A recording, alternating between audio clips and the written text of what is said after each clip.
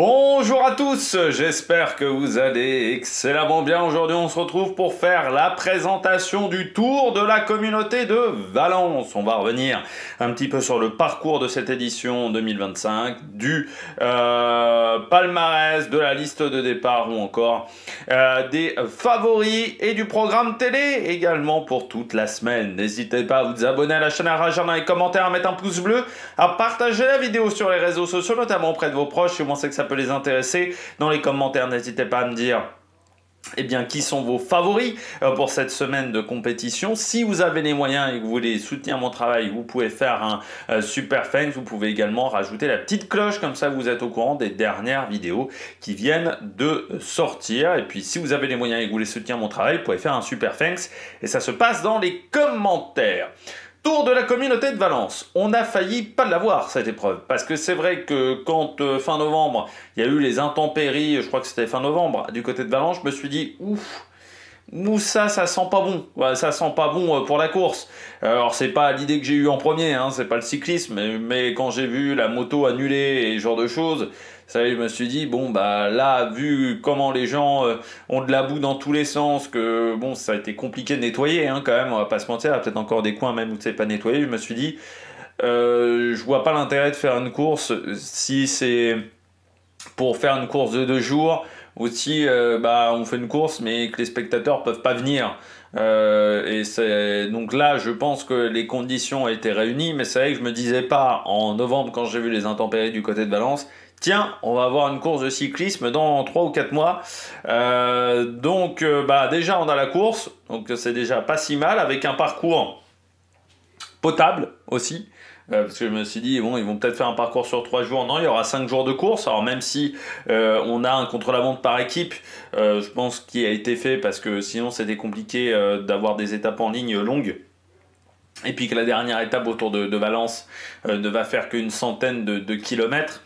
On a quand même un parcours complet.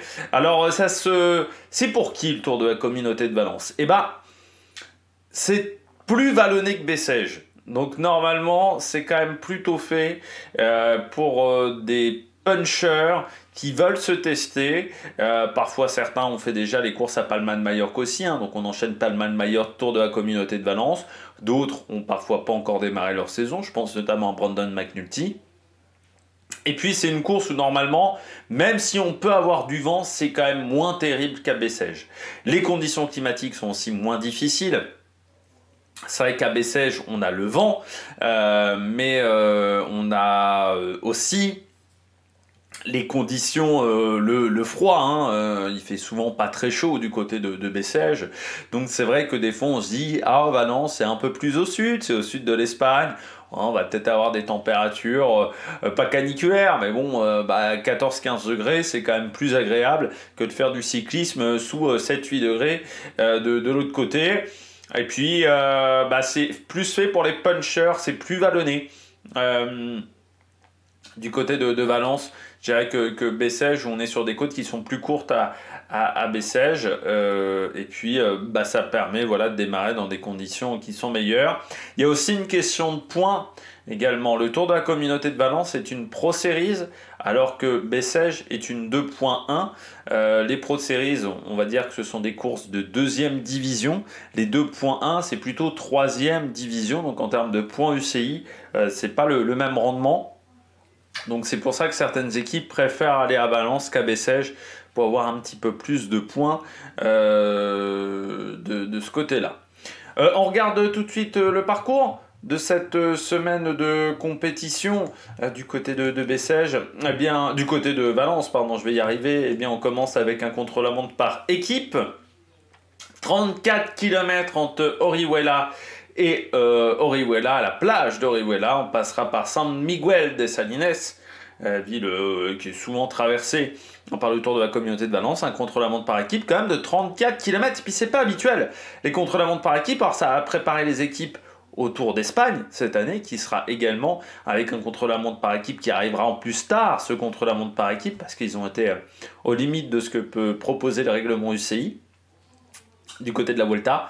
Mais voilà, ça permet de travailler. Et puis, en début de saison, contre-la-montre par équipe, ça peut être rock'n'roll. vraiment.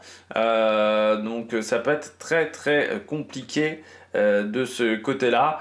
Donc ça va être, musclé ce premier jour de course. Comme on sait pas un chrono par équipe, c'est jamais évident. Et puis c'est plus habituel les chronos par équipe, hein.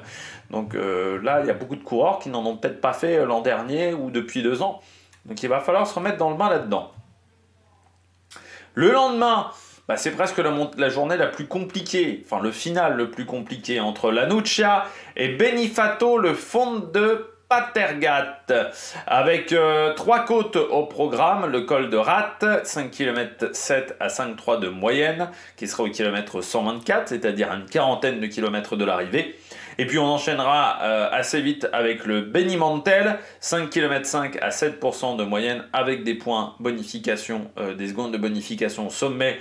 Ça sera à 10 km de l'arrivée. Et puis ensuite, ça sera une descente du côté de Benimantel et on enchaînera avec le Benifato.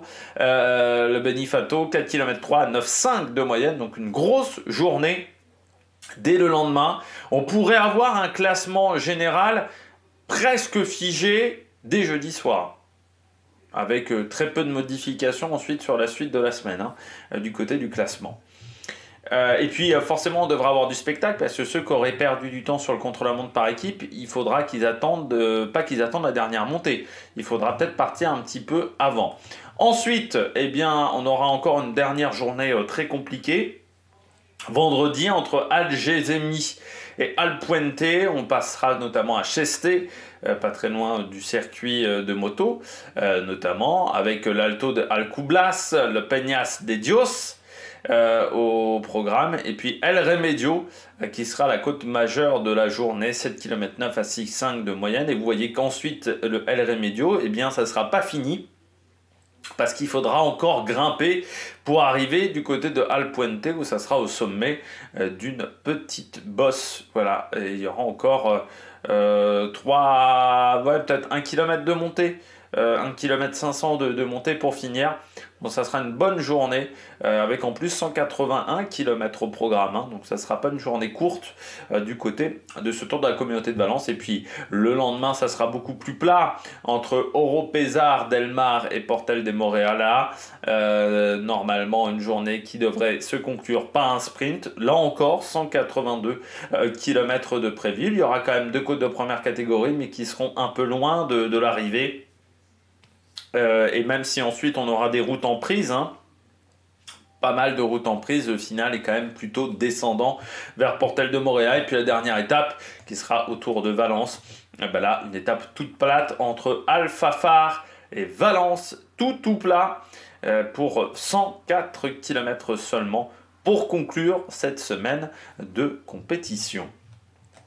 La météo qui est prévue pendant cette semaine, eh bien, un temps plutôt ensoleillé en début de semaine, hein, du côté du Tour de la Communauté de Valence, avec des conditions qui devraient être plutôt bonnes pendant toute la semaine. On devra avoir quelques nuages peut-être samedi, mais qui ne devraient pas amener de la pluie avec eux.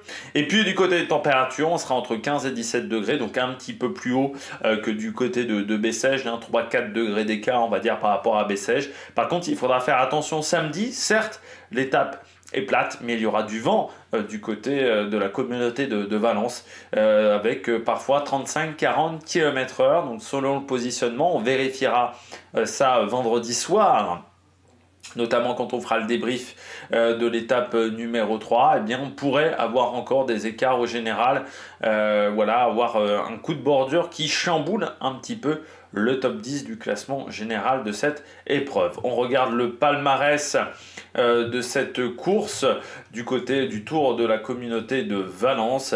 Eh bien, en termes de palmarès, l'an dernier, on avait... Hop là, que je retrouve, bien entendu, ça a disparu, c'est là. C'était McNulty qui s'était imposé face à Buitrago et Alexandre Vlasov. Les trois, on va les retrouver cette semaine. Donc tout le monde aura envie de battre McNulty. Ça s'était joué quand même sur une étape qui avait été raccourcie l'an dernier. Hein. L'étape du samedi avait été raccourcie parce qu'il y avait eu un cycliste amateur qui était sur le bord du public dans la zone d'arrivée qui avait fait un malaise cardiaque. Et donc le temps que les secours arrivent, on avait bloqué la zone d'arrivée. Et les coureurs s'étaient donc arrêtés sur la côte précédente, ce qui avait un petit peu changé la donne. En 2023, c'était Rui Costa qui s'était imposé face à Ciccone et Goggenhardt. Vlasov en 2022 face à Evenepoel et Carlos Rodriguez. Et puis Stefan Kung en 2021 face à Oliveira et Rick Mas. Et puis en 2020, c'était Pogacar qui s'était imposé face à Jack Haig et Theo Goggenhardt. Mais la course n'avait pas eu lieu en février, mais en avril. En avril-mai, ce qui avait un petit peu changé la donne. C'était en 2021, je ne sais plus, où la course avait changé de date pour des problèmes de Covid. Donc c'est l'une des rares courses en Espagne qui ne s'est pas interrompue aussi au moment de la Covid, hein, ce qui est assez rare. Et il faut savoir que c'est la plus ancienne course en Espagne par étape. Première édition en 1929 avec Salvador Cardona qui s'était imposé. Des vainqueurs espagnols jusqu'en 58 où il y a la victoire de Hilaire Couvreur qui s'était imposé en 58, Rick Van Looy en 59 et Eddy Merckx en 69, mais à ce moment-là on était quand même plutôt sur une domination espagnole. Des Français vainqueurs, on a Bruno Cornillet en 84 et puis Bernard Hinault en 86 qui s'était imposé. On a également Laurent Jalabert en 96, Pascal Chanteur en 98 qui est le dernier vainqueur français sur cette épreuve et le dernier coureur sur le podium également du côté des coureurs français. Puis si on regarde sur les 10 derniers vainqueurs, alors la course n'avait pas eu lieu entre 2008 et 2016. On a Wout Poels, Quintana, Valverde ou encore Ion Izagirre qui se sont imposés. Du côté de la liste de départ, désormais, voilà, on va y arriver. Et ben, on a une belle liste de départ également sur ce Tour de la Communauté de Valence, avec notamment du côté du AE, McNulty, Almeida, Baroncini au programme avec Pavel Sivakov. Du côté de la Bahreïn Victorious, on aura Buitrago, Bilbao ou encore Lenny Martinez avec Keplinger qu'on a vu sur le Alula Tour. La Red Bull Bora viendra avec Jane Lay, avec Vlasov ou encore Vandal qu'on a vu sur les courses à Palma de Majorque. Du côté de la Jayco Alula, là c'est un petit peu plus calme, mais il y aura quand même Ben O'Connor et Filippo Sana.